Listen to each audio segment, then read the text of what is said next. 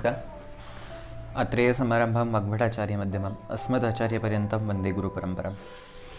सुश्रुत संहितायां निदानस्थाने शुकदोषनिदानं 14 अध्यायः. अत्र षष्ठः श्लोकः. शुक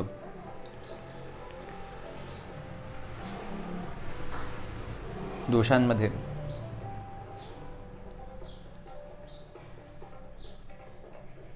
कफप्रधान असणारी अवस्था. शुकैर्यत् पूरितं शश्वत ग्रथितं तत् कफोत्थितम्. शुकः यत् पूरितम् इत्यादीना ग्रथितम्.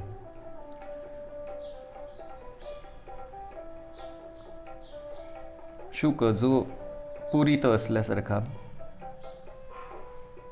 म्हणजे धान्य शुकाप्रमाणे असं जे काही आहे, शुक जे तयार केलं जातं धान्य शुक असेल ते भरल्याप्रमाणे त्या पद्धतीने जर शाश्वत म्हणजे रोज अशा पद्धतीने वाटत असेल तर तो कफप्रधान सांगितलेला आहे. तशा तयार झालेली जी काही ग्रंथी आहे ती कफप्रधान आहे. इथे पाठभेदे नामतत् कफात म्हणून.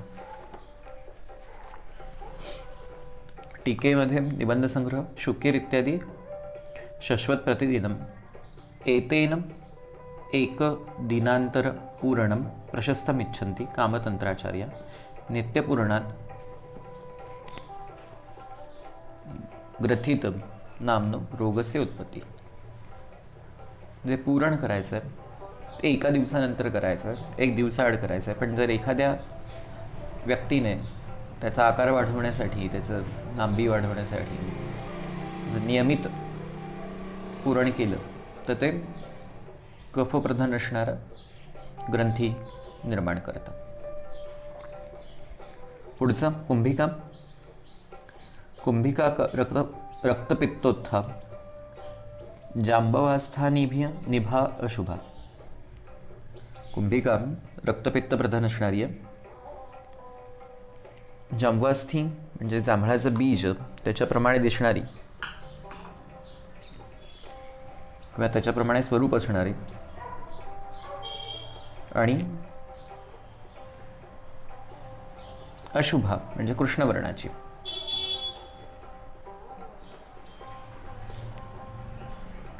हिला कुंभिका म्हटलं. कुंभिका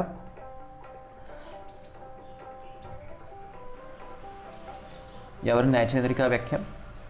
कुंभिका कुंभ्या फलम कुंभी फले लुक. पाणिनीय मधलं कुंभिका या शब्दाची उत्पत्ती कशी झाली असेल तर कुंभ्याचं फळ म्हणून कुंभी, फले लुक या प्रत्ययानुसार तद इति तद हितस्य लुक इवे प्रकृतौ इति कन अशुभेति शुभम शुक्लम तद विरोधेनय तेन कृष्ण इति अर्थः. शुभ म्हणजे शुक्ल, श्वेतवर्णाचं, त्याला शुभ मानलं तर त्याच्या विरोधी हे कृष्णवर्णाचं. निबंध संग्रह व्याख्या. कुंभिका इत्यादी. कुंभिका कुंभीफलम इव अशुभेति शुभा शुक्ला तद्विरोधेन अशुभा कृष्ण इति अर्थः. इयमपि दुर्वत् चारित शुकजा आशुजा इति केचित् पठन्ति तत्र शुकपातानन्तरं शीघ्रं जायते इति अर्थः. शुक्रपात लवकर होतो असा एक त्याचा काही वेळेस अर्थ करतात, जे अशुभाच्या ऐवजी अशुजा. पण तसा काही पाठभेद खाली लिहिलेला नाही आहे, पण तज्ञांनी मात्र तो मानलेला. केचित पठन्ति म्हणून.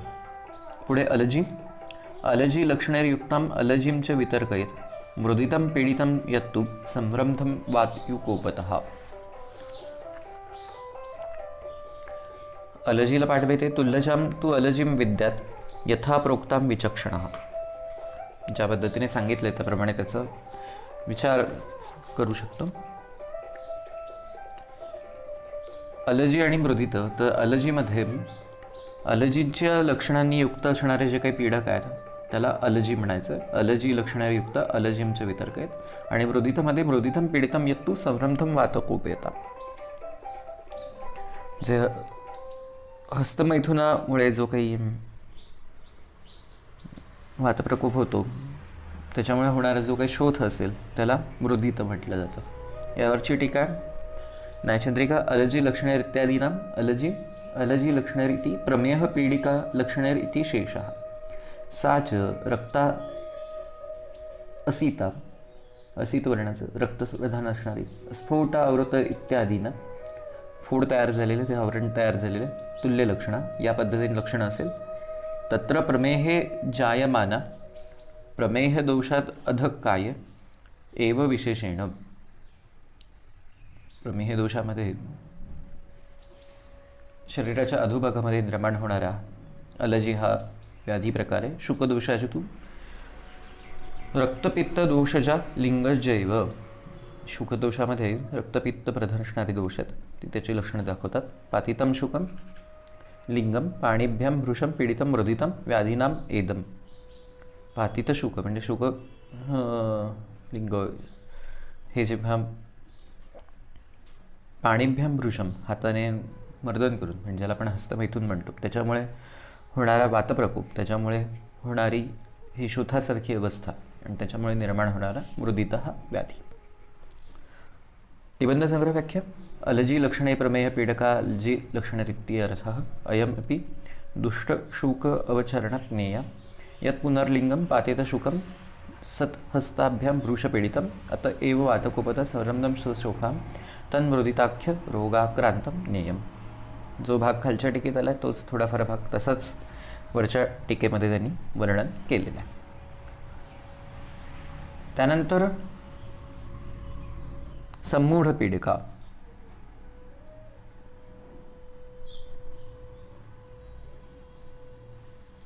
इथे शुकपात म्हणजे शुक ते जे काही पण लावलं आहे तो जो योग लावला आहे त्याच्यानंतर जर पुन्हा एकदा हाताने सातत्याने मर्दन केलं तर हा पण एक भाग ज्याला सम्मूढ पीडका असं म्हटलं तो निर्माण होतो.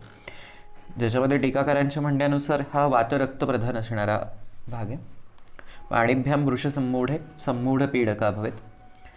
टीकेमध्ये पाणीभ्याम पाणी हात त्याच्यामुळे निर्माण होणारा. न्यायचंद्रिका व्याख्या पातित शुके लिंगे पाणीभ्याम वृष सम्मूढे पिच्चितान्वनते सम्मूढ पीडका मृदितमच वातरक्ताभ्याम. हे दोन्ही अवस्था वातरक्त प्रधान आहेत. निबंध संग्रहामध्ये पण वृष सम्मूढे अत्यर्थ पिच्चितावनते म्हणजे अतिशय जोर लावून केलेलं मर्दन. पातिता शुके लिंगे इति अधार्यम म्हणजे शुक त्याच्यावर पतन झालं किंवा काय म्हणतात त्याला लावल्यानंतर जी काही क्रिया केली जात असेल या अर्थाने. सम्मूढ पीडिका मृदितमच्या वातरक्तात पुन्हा एकदा त्यांनी सांगितलेलं आहे. पुढे दीर्घाभव्यश्च पीडका दीर्यन्ते मध्यतस्तु या सो अवमंथः कफासृभ्याम वेदना रोमहर्षकृत.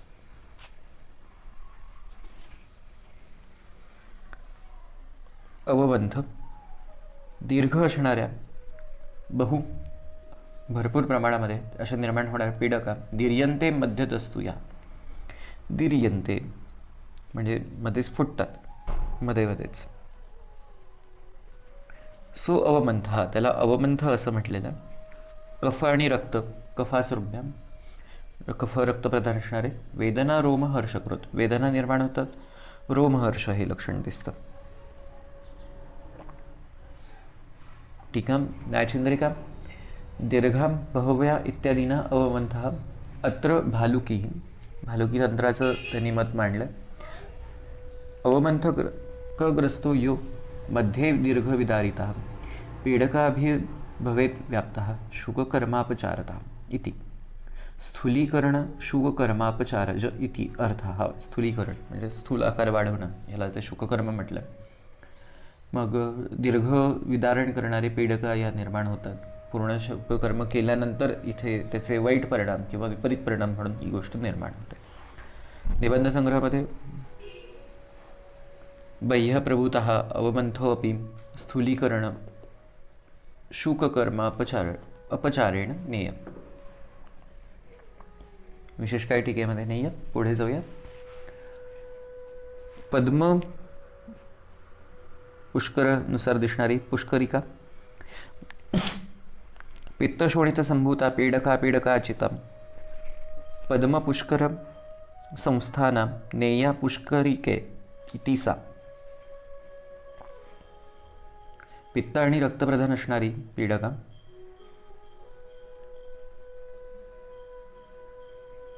बारीक बारीक बारीक अचित म्हणजे अनेक अनेक छोट्या छोट्या पीडकांनी बनलेली पद्मपुष्कर संस्थाना, कमळाचा जो मधला भाग आहे पद्मकर्णिका त्याच्याप्रमाणे जे दिसतं त्या पद्धतीने या पीडकांचं स्वरूप शरीरावर दिसतं. म्हणजे शुक प्रयोग केल्यानंतर दिसतं शिष्ण प्रदेशी, तर त्याला त्यांनी पुष्करिका असं नाव दिलेलं आहे. टीका पीडका इत्यादी नाम पुष्करिका पद्मपुष्करवत पुष्करिका किंवा पद्मपुष्करम पद्मकर्णिका येषामपि शुककर्मापचारजा निया. अर्थ तोच झाला की शुककर्म जर चुकीचं झालं किंवा विकृत झालं तर निर्माण होणारी ही अवस्था आहे. त्यानंतर पुढे जनयत स्पर्शहानितम शोणितम शुकदूषितम. स्पर्शहानी, जर समजा तिथे शुकदूषित रक्त असेल तर ते स्पर्शहानी हे लक्षण निर्माण करतं. जनयत निर्माण करतं, स्पर्शहानी हे कधी शोणित म्हणजे रक्त, जेव्हा शुककडून दूषित झालेलं रक्त असेल तेव्हा. शुकदोष इति उत्सर्ग न्यायेन स्पर्शहानी जनयते इत्यादी स्पर्शहानीं स्पर्शहानीनां मानं व्याधी विशेषम शुकदूषितम शुकेन दुष्टिम नीतम. शुकामुळे दुष्ट झालेलं, खराब झालेलं, विकृत झालेलं. पुढे उत्तम मुद्गमाशोपमा रक्ता पीडका रक्तपित्तजा उत्तम एषा तु विज्ञेया शुकाजीर्ण निमित्तजा. मुद्ग माश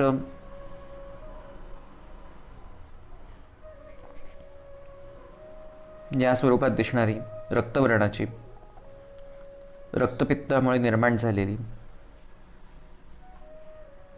शुक अजीर्ण निमित्तजा. शुक वारंवार प्रयोग केल्यामुळे त्याची झालेली जी काही विकृती आहे त्याच्यामुळे निर्माण झालेला जो की हा व्याधी आहे त्याला उत्तमा म्हणून सांगितलं. तिथे पीडका निर्माण होतात तिला उत्तमा म्हटलेलं आहे. उत्तमा एषा तु विज्ञेया, याला उत्तमा म्हणावं. कधी निर्माण होते? शुकाजीर्ण निमित्तजा, शुक प्रयोग वारंवार वापरण्यामुळे. याला पाठवेद व्याधी एषु उत्तमो नाम शुकाजीर्ण निमित्तजा. टीका मुद्गमाश माशोपमे इत्यादीना उत्तमा शुकाजीर्ण दुरवच्चारित शुक सलक्षण एव परिणाम. चुकीच्या पद्धतीने वापरलेले जे काही शुक आहे त्याचे लक्षणांसहित झालेले परिणाम. तद एव निमित्तम, ते त्याचं कारण आहे. ततो जातः, त्याच्यामुळे निर्माण होतात. पुढे निबंधसंग्रह मुद्ग इत्यादी उत्तमा व्याधी विशेषा शुकाजीर्ण निमित्तजा इति शुकाजीर्ण पुनः पुनः दुरवच्चारित शुक विकृती लक्षण एव परिणाम. पुन्हा पुन्हा चुकीच्या पद्धतीने विकृत पद्धतीने शुक वापरलं असेल तर त्याच्यामुळे निर्माण झालेली विकृती लक्षणं हे त्याचे परिणाम आहेत. तद एव निमित्तम, ते त्याचे निमित्त कारण आहे. ततो जाते इतिही, त्याच्यामुळे ते निर्माण होतात. अन्ये तु शुकाजीर्णम शुकेन अजीर्णम प्रतिक्षण अपातित शुकनिमित्ताभ्याम रक्तपित्ताभ्याम जायते इति आहो. प्रतिक्षण जेव्हा ते व्यवस्थित साफ नाही केलं किंवा त्याच्यामुळे दोषांचा प्रकोप होत गेला, दोषदृष्टी होत गेली, त्यामुळे रक्तपित्तासारखी अवस्था निर्माण होते, त्याला त्यांनी शुक अजीर्ण म्हटलेलं आहे. त्यानंतर शतपौनक. शतपौनक हा व्याधी बऱ्यापैकी सापडतो, त्याचं वर्णन बऱ्यापैकी येतं. छिद्रे हे अणुमुखेर वस्तू चितम यस्य समंतता वातशोणितो जो व्याधीर विज्ञेय शतपौनका. छिद्रे हे अनेक छिद्र असलेलं अणुमुख, बारीक बारीक असलं स्वरूपाचं.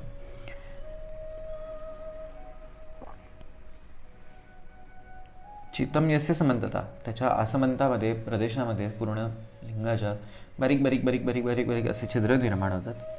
हा वातरक्त प्रधान असणार आहे. वातशोणित जो व्याधीर विज्ञेय शतपौनका. शत म्हणजे 100, पौनक छिद्र असणारे असा हा व्याधी. टीका छिद्रे इत्यादी. छिद्रे हे दुरवच्चारित शुकनिमित्त वातशोणितेचे, चुकीच्या पद्धतीने किंवा चुकीचे परिणाम झालेले, ज्याला आपण ADR म्हणूया, ॲडवर्स ड्रग्स रिॲक्शन त्याच्यामुळे निर्माण झालेले आहे.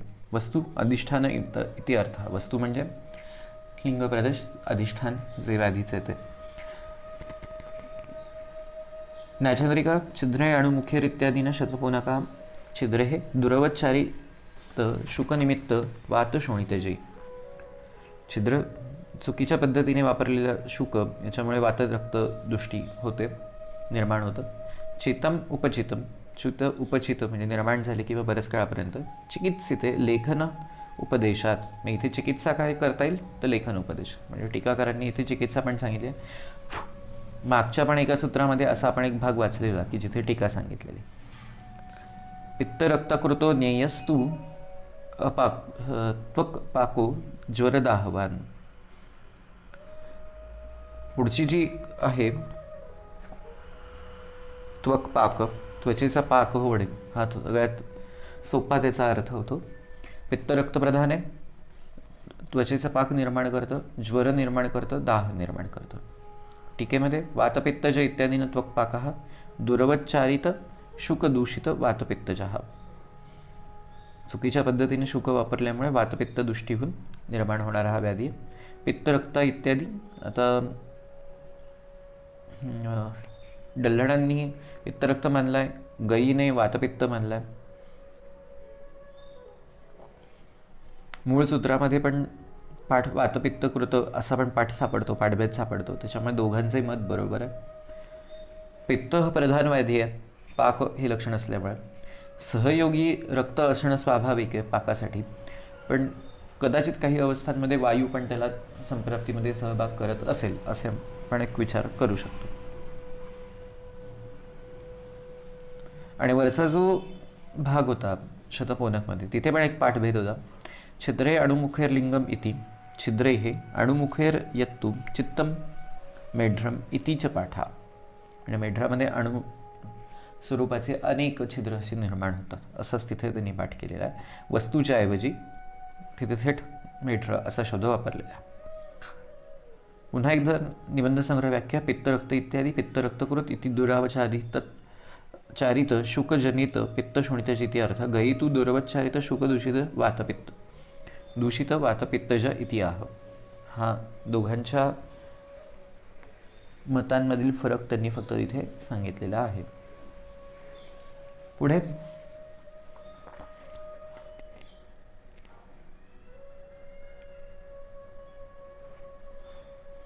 शोणितार्बुद.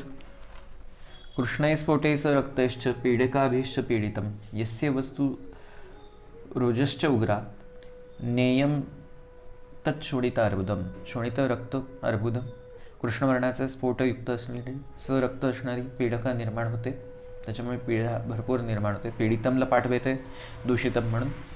यस्य वस्तू रुजश्च उग्रा, म्हणजे जिथे निर्माण होतं तिथे अत्यधिक स्फोट निर्माण होऊन अत्यधिक रुजा निर्माण होतात उग्र स्वरूपाच्या, त्याला शोणितार्बुद म्हटलेलं आहे. टीका निबंध संग्रह आहे फक्त इथे, कारण डल्हण गैदासांनी दोन्ही श्लोकांची एकत्रितपणे मांडली आहे. याच्यानंतर जो काही जानियत अर्बुदम मांस संभव मांस अर्बुद जे सांगितलंय त्याची आणि शोणितार्बुदची एकत्रित टीका गैदासांनी मांडली आहे, डल्हणांनी मात्र स्वतंत्र मांडली आहे. तर निबंध संग्रह व्याख्या डल्हणांची आपण या श्लोकावर पाहूया. कृष्ण इत्यादी यस्य वस्तु अधिष्ठानं स्फोटे पीडकाभिश्च पीडितं भवति तत्शोणितम अर्बुदम न्यायम इति संबंध. वस्तू अधिष्ठान जिथे निर्माण होते तिथे स्फोट निर्माण होतात, पीडका निर्माण होतात, त्याच्यामुळे पीडित म्हणजे दृष्टी झाली तिथे पीडका निर्माण झाल्यामुळे ते शोणित अर्बुद असं त्याला मानलेलं आहे. अयमपि दुरवचारित शुकेभ्य. चुकीच्या पद्धतीने शुकाचा वापर केला तर होणारा हा व्याधी आहे. मांसार्बुद. मांसदोषेण जानियात अर्बुदम मांस संभवम. मांसदोषामुळे निर्माण होणारे जे काही अर्बुद आहे त्याला मांससंभव म्हटलं. मांसदोषेण मांसवृद्ध हा म्हणजे मांसदोष म्हणजे मांसवृद्धी झाल्यामुळे. इदमपि दुरवच्चारित शुके लिंगे प्रहारादिभिर्जायते. प्रहार वगैरे कुठल्या गोष्टींचं झालं तर त्याच्यामुळे पण निर्माण होतं, किंवा शुकाचा चुकीचा जर उपयोग झाला किंवा परिणाम झाला तर हे पण निर्माण होतं. इथे मात्र आता दोन श्लोकांची एकत्रितपणे न्याचंद्रिका व्याख्या. स्फोटे इत्यादीनं शोणितार्बुदम य वस्तू व्रणवस्तू तद्वद तद अवगाधू उश्रित मांस शोथत्वात् अर्बुदम दुर्वच्चारित शुके लिंगे प्रहारादिभिर मांस दोषण इति अर्थ. यवस्तू रणवस्तू जी निर्माण झाली त्यात अवगाढ असणारी मांस दृष्टी करणारी किंवा मांसाला वृद्धी करणारी मांसाच्या ठिकाणी शोथ निर्माण करते, त्याच्यामुळे निर्माण होतो हा अर्बुद. इथे पण दोन कारण आहेत, एकतर प्रहार वगैरे हे पण कारण किंवा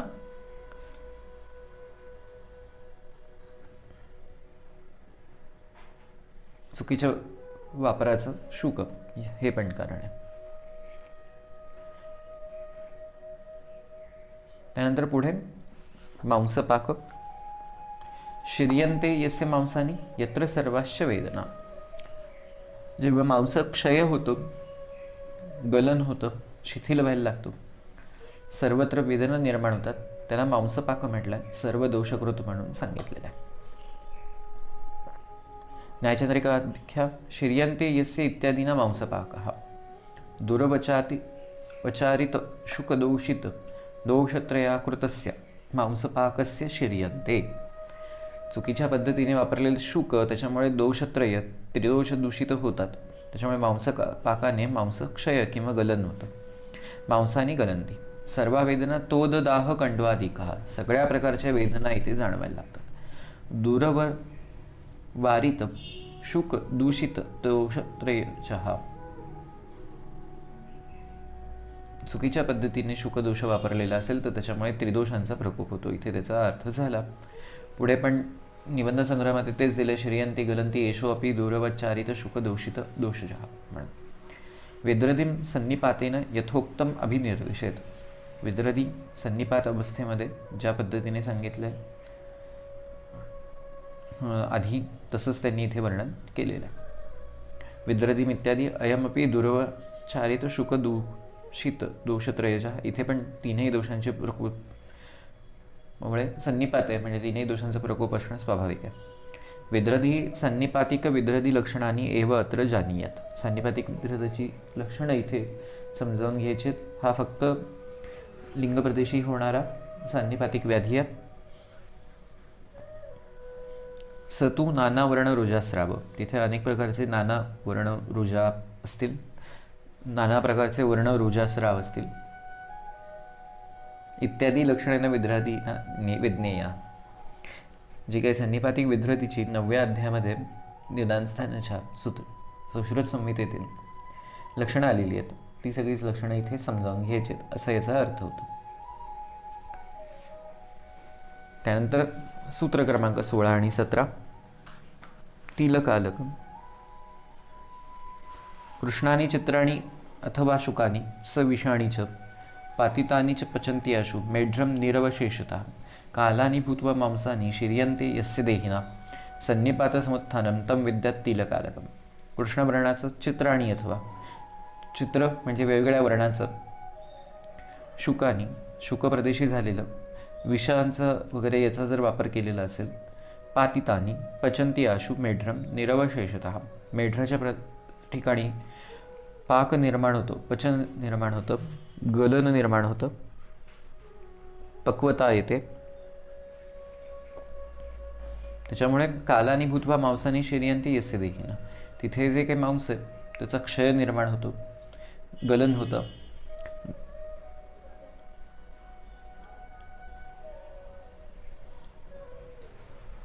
सन्निपात समुत्थानम तम विद्यात तिलकलकम. आणि हे सगळं कारण कशामुळे ते त्रिदोषज आहे. याच्यामध्ये चुकीच्या पद्धतीने वापरलेलं जे काही सगळं शुक आहे त्याच्याने होणारा हा परिणाम आहे.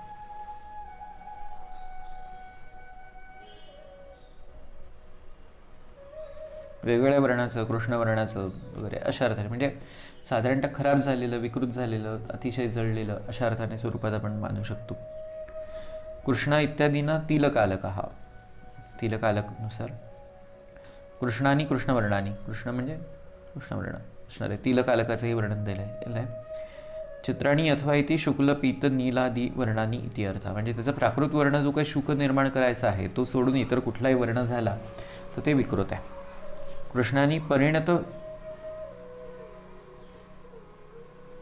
तिलफलवर्णानी, तिलफल परिणत जे काही असेल त्यानुसार वर्णन. विशिर्यंती गलंती किंवा निबंध संग्रहामध्ये कृष्णानी इत्यादी कृष्णानी कृष्णवर्णानी चित्राणी शुक्ल पीत नील आदी वर्णानी इति आता कालानी परिणत फल तिलफल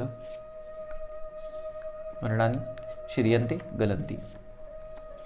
शेवटी असाध्य शुकदोष. तत्र मांसार्बुदम यच्च मांसपाकश्च यस्मृतः. मांसार्बुद निर्माण झालं असेल, मांसपाक झालेलं असेल, विद्रदी झालेलं असेल आणि तिलकालक असेल. विद्रदिश्च ये न सिद्ध्यंती येच स्युत तिलकालका. या सगळ्या अवस्थांमध्ये होणारा जो काही शुकदोष आहे हा असाध्य म्हणून सांगितला. इति सुश्रुत संहितायां निदानस्थाने शुकदोष निदानम नाम चतुर्दशो अध्याय. या अर्थाने शुकदोष नावाचा इथे 14वा अध्याय आपण संपवत आहोत. टीका.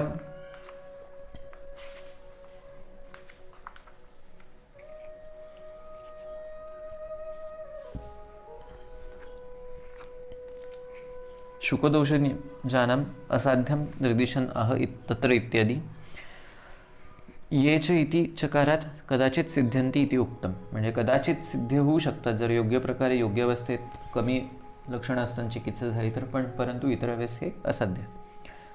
न्यायचंद्रिकामध्ये शुकदोषानाम असाध्यम निर्देशनाः तत्र मांसार्बुदम च इत्यादी यच्च इति चकारो भिन्नक्रमे न सिद्ध्यंती. चकारामुळे भिन्न क्रम आहे तेव्हा तो लवकर बरा होत नाही. चेत इति अत्र द्रष्टव्यः. तेन चिकित्सेते तु प्रत्याख्याय उपचरणम. चिकित्सेत प्रत्याख्याय म्हणून त्यांनी सांगितलेलं आहे. इति संश्रुते शल्यतंत्रे निदानस्थाने श्री गयदास विरचितायां न्यायचंद्रिकाख्यायां पंजिकायां शुकदोषाणां निदानम्. इति डल्लणविरचितायां निबंधसंग्रहाख्यायां सुश्रुताख्यायां निदानस्थाने चतुर्दशो अध्याय. या पद्धतीने 14व्या अध्यायाचे दोन्ही टीकाकारांनी इथे समारोप केलेला आहे.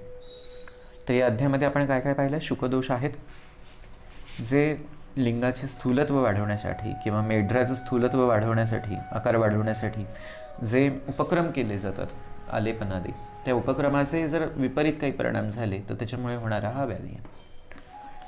एकंदर व्याधींची संख्या 18 आहे. सर्षपिका, अष्ठिलिका, ग्रथित, कुंभिका, अलजे, मृदित, सम्मूढपेडका, अवमंथ, पुष्करिका, स्पर्शहानी, उत्तमा, शतपोनक, त्वक्पाक, शोणितार्बुद, मांसार्बुद, मांसपाक, विद्रदी, तिलकालक. त्यातील मांसार्बुद, मांसपाक, विद्रदी आणि तिलकालक हे असाध्य म्हणून त्यांनी सांगितलेले आहेत. यानुसार आपण 14वा अध्याय इथे संपवत आहोत. पुढे 2 अध्याय राहतात. भग्न निदान. कदाचित याला 2 सत्र लागतील आणि पुढचा मात्र मुखरोगाचा जो अध्याय आहे त्याला मात्र सत्रांची संख्या जास्त असू शकेल. प्रयत्न असेल की या सप्ताहामध्ये आपण हे दोन्ही अध्याय संपवून निदान स्थानाचा समारोप करूया. आज आपण इथेच थांबूया. धन्यवाद.